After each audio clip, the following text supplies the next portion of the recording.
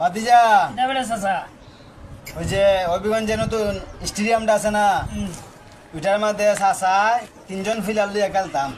আর আমার বিপক্ষে যারা খেলতো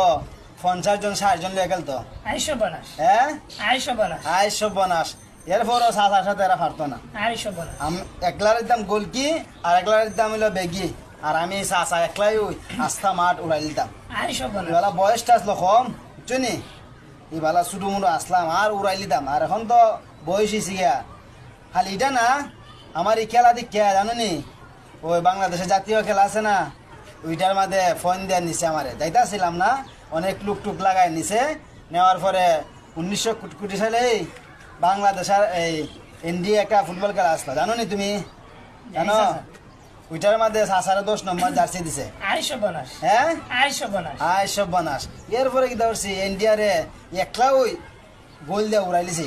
60-70টা গোল দিলাইছি আইসো বানাস এরপরে কি ধরছে আস্তে আস্তে সাসারে এই বড় বড় খেলাত নিছে ইউরোপ কান্ডিত নিছে চিনি আইসো বানাস